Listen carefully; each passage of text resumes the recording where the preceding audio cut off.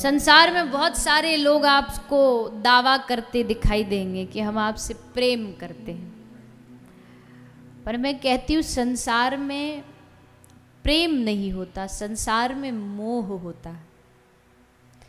और प्रेम और मोह में क्या फर्क है? बहुत सिंपल सा एक दृष्टांत से समझ में आ जाएगा। एक चीटा जो होता है, चीटा समझते हैं ना, चींटी का मेल वर्जन जो होता है चीटा। तो एक चीटा जो होता है वो एक मिश्री के डले से चिपक जाता है उसको खाने के लिए, उसका रस लेने के लिए, और तुम उसको लाख हटाओ उससे वो हटेगा नहीं। और ज्यादा कोशिश करोगे, झाड़ोगे, हटोगे तो वो चीटा शरीर में आधा टूट जाता है पर वो मिश्री को छोड़ता नहीं। मतलब मिट जाएगा, मर जाएगा, पर उससे चिपका रहना पसंद करेगा। खुद भी मरता है और फिर वो मिश्री किसी के खाने योग्य भी नहीं बचती। क्यों? क्योंकि वहां वो अपना रस देखता है। लेकिन वहीं दूसरी ओर प्रेम का एक सबसे बड़ा उदाहरण जब दिया जाता है तो पहला नाम जानते हो कौन आता है?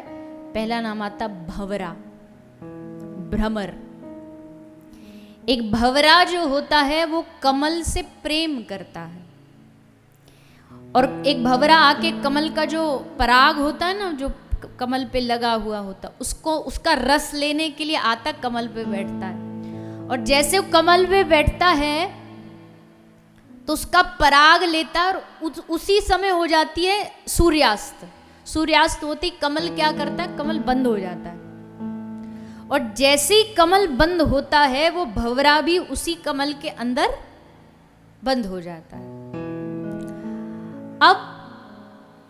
अब भंवरा चाहे तो भंवरे में इतनी शक्ति होती है कि लकड़ी में छेद कर सकता है, लेकिन भंवरा उस कमल को नहीं छेदता। क्यों? क्योंकि उसको उस कमल से प्रेम है, इसलिए उस कमल को नहीं छेदेगा। यहां तक कि सुबह होते होते उसकी श्वास घुट करके उसी कमल में बंद होके मर जाएगा, लेकिन जिससे वो प्रेम करता कमल से, उसको कष्ट नहीं देगा।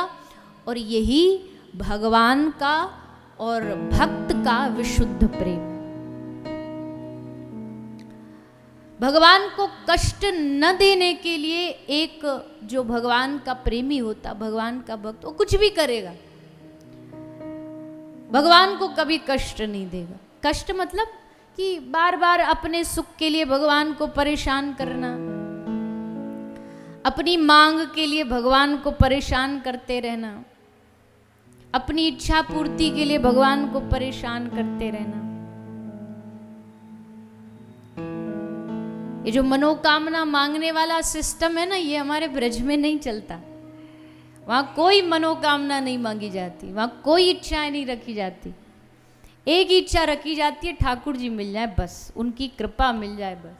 और सारी दुनिया में आप देखो तो हर जगह लोग धागे बांधेंगे, कलावा बांधेंगे, फूल नारियल चढ़ा रहे हो, बड़ी अच्छी बात, पर उद्देश्य क्या है वो भी तो ध्यान रखना चाहिए। कहते हैं कि जब श्री राधा रानी प्रेम में उन्मत्त डूब जाती हैं तो उनको अपना नाम भी याद नहीं रहता कि मेरा नाम क्या है। उल्टा जब उद्धव आए थे श्री राधा रानी से मिलने और जब जाने लगे तो उद्धव जी ने राधा रानी से कहा कि आप कोई पत्र अगर भेजना चाहती हो कृष्ण को तो लिख के दे दो। तो पत्र लिखा राधा रानी ने। उद्धव ने सोचा मैं एक बार नजर डाल लूं। उद्धव जी ने पत्र खोला और पत्र खोलते पहली लाइन क्या लिखी थी? हे प्राण प्रिय श्री राधे तुम कहां चली गई? उद्धव ने बोला ये क्या पागलपन है, मतलब राधा ही पत्र लिख रही और अपने आप ही को लिख रही, मतलब राधा नाम मिट गया, अपना आपा मिटा दिया और सोच रही मैं कृष्ण हूं और मैं राधा के विरह में रो रहा हूं। ऐसा ये दिव्य श्री राधा रानी का और श्री श्याम सुंदर का प्रेम है। देह आकर्षण से परे है। इसलिए जब कभी कभी कोई अपने प्रेम की तुलना श्री राधा कृष्ण से करता है ना, तो मुझे अंदर बड़ा जलन होती है कि ये कितना बड़ा अपराध कमा रहे हैं। कहाँ प्रेम के पुंज और कहाँ हम स्वार्थ के वशीभूत लोग। हम तुमसे प्रेम करते हैं। कब तक प्रेम करते हैं? बोले जब तक हमारी बात मानोगे तब तक प्रेम है। हमारे लिए इतना नहीं कर सकते? क्यों? बोले हमने तुम्हारे लिए ये किया। तो अब जहां हम बचा वहां तो प्रेम रहा नहीं, वो तो स्वार्थ बच गया। तो राधा कृष्ण का प्रेम और जगत का प्रेम एक जैसा कैसे हो सकता है? चींटी मात्र भी विशुद्ध प्रेम नहीं हो सकता हमारे भीतर जो राधा। जहां प्रेम में शरीर गल तक जाता हो, उस प्रेम की क्या तुलना करेंगे हम लोग? तो ये बात, ये तत्व समझने के लिए कृष्ण चित्ते स्थिता राधा, राधा चित्ते स्थितो हरि, जीवने निधिने नित्यम, राधा कृष्णौ गतिर्मम। कृष्ण प्राणमयी राधा, राधा प्राणमयो हरि, जीवने निधिने नित्यम, राधा कृष्णौ गतिर्मम। कृष्णस्य द्रविणं राधा, राधाया द्रविणं हरि, जीवने निधिने नित्यम, राधा कृष्णौ गतिर्मम। एक दूसरे को पहचान नहीं पाते। आपने कभी चित्र में ऐसा देखा हो तो ऐसे कुछ कुछ चित्र हैं, जब श्री राधा रानी अपना दर्पण में मुंह देख रही ना, मुख देख रही, तो उनको अपना आपा नहीं दिख रहा, उनको चित्र में श्याम वर्ण के श्री कृष्ण दिखाई दे रहे। और जब कभी कभी ब्रज में बहुत लीला होती है, श्रृंगार लीला, वेणु गूथन लीला, तो जब ठाकुर जी श्री जी का वेणु बनाते हैं ना, केशों का वेणु गूथन करते हैं, तो हाथ में स्वामी जी के दर्पण लगा होता है, तो अपना मुख नहीं देखती, वो ऐसे थोड़ा सा टेढ़ा करके उसमें श्याम सुंदर का मुख देख रही होती है। और श्याम सुंदर को देख रही होती, श्याम सुंदर भी उसी दर्पण में श्री जी को देख रहे होते हैं। और जैसे श्री जी को देख रहे होते हैं तो इनके पसीने छूटने लगते हैं। हाथ से जो केश को संवारने के श्रृंगार के जो आभूषण वो सब गिर जाते हैं, हाथ से कंघी गिर जाती, दर्पण गिर जाता है। और फिर सखियां मजाक उड़ाती हैं, सखियां विनोद करती हैं, हास्य करती है, लो जी लो, ये आए श्रृंगार करने वाले। ये गाय चरैया क्या जाने श्रृंगार क्या होता है, ये गांव का ग्वारिया। खूब हास्य विनोद होता है आपस की सब सखियों में। यही तो ब्रज का रस है। इसलिए तो ब्रज वालों को कोई ध्यान करने के लिए कहीं और जाना नहीं पड़ता, क्योंकि उनके पास खुद के पास ही इतना खजाना है। श्री राधा कृष्ण की रोज कोई ना कोई दिव्य लीलाएं होती है। उन्हीं लीलाओं का चिंतन करते करते करते करते उनको सब मिल जाता है। तो वृंदावन की यही रसमयी उपासना है। वृंदावन की उपासना सूखी सूखी नहीं है, वृंदावन की उपासना रसमयी, रस से भरी हुई। हमारे प्राण प्रियतम की युगल सरकार की उपासना है। और कैसे युगल सरकार? ले देखी सुनी ना ऐसी जोड़ी, जैसे करुणामय गोविंद वैसी करुणामयी किशोरी। देखी सुनी ना ऐसी जोड़ी। दोनों का चिरकाल का, अनादिकाल का ये प्रेम है, और इस प्रेम को कोई खत्म नहीं कर सकता। भले लोग कहें कृष्ण अलग हो गए, राधा रानी से चले गए, ये प्रसंग तो जरूर लिखें, पर देखो अब एक हीरो फिल्म में, हर फिल्म में सब अलग अलग ब्याह करता है, शादी करता है, इससे कर लिया उससे कर लिया, फिल्मों में, अभिनय में। पर वास्तविकता में तो उसकी पत्नी कोई और ही होती है, एक ही होती है, पर अभिनय के लिए उसको सब करना पड़ता है। तो ये जो ठाकुर जी की पूरी लीला है ना, ये अभिनय है, नाटक है, लीला है। नाटक शब्द थोड़ा इसलिए जचता नहीं कि भाई ठाकुर जी की है तो नाटक नहीं हो सकता, लीला है पर है उसके जैसी। पर असल में जो मूल तत्व है वो श्री राधा रानी है, तो राधा रानी को तो कृष्ण छोड़ ही नहीं सकते। इसलिए ये जोड़ी चिरकाल की जोड़ी है, आज भी ये जोड़ी वृंदावन धाम में विराजमान है, और जिन पर कृपा करते उनको ये दोनों जोड़ी मिलके दर्शन भी देती है। सूरदास जी को दिया, अब देखो आने को तो भगवान सूरदास को दर्शन देने ऐसे भी आ सकते थे कि आए, आ करके कहा कि सूर लो हम आ गए और दर्शन दे दें और फिर कहें वरदान मांग लो, पर इसमें मजा नहीं आता। तो भगवान ने बड़ा खेल रचा। एक कथा आपने एक दिन सुनी थी ना कि सूरदास जी ने ठाकुर जी का हाथ पकड़ा था, ठाकुर जी हाथ झटक के भग गए। तो जब हाथ झटक के भग गए तो सूरदास जी के पकड़ने के कारण ठाकुर जी के हाथ में निशान आ गया। तो ठाकुर जी जब राधा रानी के पास गए तो राधा रानी बोली, हे लालजू आपका ये हाथ ये कैसे निशान? ठाकुर जी बोले, पूछो मत, हमारे भक्त भी बड़े विचित्र विचित्र हैं।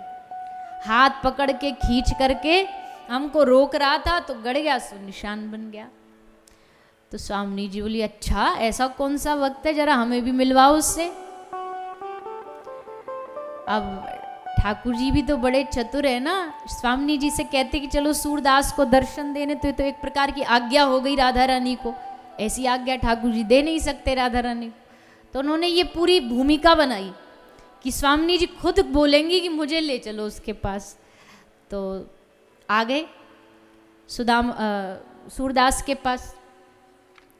सूरदास के पास आकर के ठाकुर जी ने कहा, देखो ये जो बैठा है ना ये अंधा, ये गिरिराज जी की तलेटी में वृक्षों के नीचे, हे श्री जी इसको अंधा मत समझना, बहुत चतुर है ये, और झपट्टा मारने में तो और भी ज़्यादा चतुर है, दूरी रहना इससे।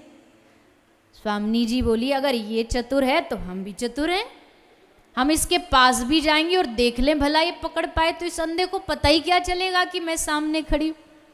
ठाकुर जी मन ही मन सोच रहे, पता तो हम लगवा देंगे।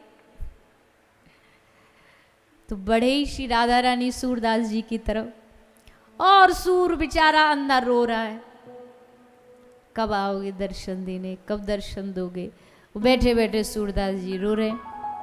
ठाकुर जी ने कहा कि अरे बाबरे, हम जैसे तैसे पूरा भूमिका बना के इनको खींच के लेके आए और तू अब भी आंखें बंद करके ध्यान में मगन है। तो भगवान ने इशारा किया सूरदास को, जोर से बोल रहे हैं राधा रानी को, अरे स्वामी जी हमने बता दिया ना आपको, ये बहुत चतुर है, बड़ा चालाक है, इसके पास मत जाओ पकड़ लेगा। तो सूरदास जी को हिंट मिल गया कि ठाकुर जी हमको इशारा दे रहे हैं। एकदम चौकन्ने हो गए सूरदास जी, पर अब पता कैसे चले कि कहाँ खड़ी हैं। तो फिर ठाकुर जी ने इशारा दिया, अरे स्वामी जी इस चतुर व्यक्ति के पास मत जाओ, आप तो एकदम इसके सामने ही जाके खड़ी हो गई, जरा सा ये हाथ बढ़ाएगा तो आपके चरण इसके हाथ में आ जाएंगे। सूर बाबा समझ गए कि अब तो फाइनल वाला इशारा दे दिया है, सोई पकड़ा श्री जी के चरणों को, और जैसे श्री जी के चरणों को पकड़ा तो सतर्क हुई श्री राधा रानी और एकदम पीछे भागी। श्री जी तो पीछे भाग गई, पर श्री जी की नूपुर पायल सूरदास जी के हाथ में आ गई। सूर बाबा बड़े खुश हो गए, हमको अंधा समझते हो इसलिए तड़पा रहे हो, चलो कम से कम नूपुर पायल ही आ गई, भागते हुए भूत की लंगोटी काफी है। अब ये नहीं मिलेगी तो दूसरी जोड़ी खराब हो जाएगी, तो इसको लेने के लिए तो इनको आना पड़ेगा। और सचमुच श्री राधा रानी आई, बालिका का रूप बना के सूरदास को बोली, बाबा तो को एक पायल मिली का, मेरी पायल खो गई है, मेरी नूपुर खो गई है। सूरदास जी बोले, देखो लाली आजकल दुनिया में बड़ी ठगी चल रही है, हमको कहा पतो कि हमारे पास जो पायल है वो तुम्हारी है। तो एक ही बात प्रमाणित कर सकती है, दूसरे पांव की पायल दिखाओ, नूपुर दिखाओ और ये वाली ले जाओ। स्वामिनी जी बोली हाँ लो। और जैसे स्वामिनी जी ने दूसरा चरण आगे किया तो सूर बाबा ने चरण पकड़ करके अपनी हृदय से लगा ली और खूब रोए कि हे स्वामिनी जी, अब की बार छोड़ के मत जाना, अब की बार मत भाग के जाना। एक बार कितनी बार इस अंधे को छोड़ छोड़ करके झटका मार मार के आप दोनों भागते रहोगे ऐसे ही, अब देरी मत करो, अब कृपा कर दो। तब श्री राधा रानी ने सूर के सर पर हाथ फेरा और हाथ फेरते ही सूर की आंखों में रोशनी आ गई। आंख खोली तो देखा सामने दोनों प्रिया प्रीतम खड़े हुए हैं।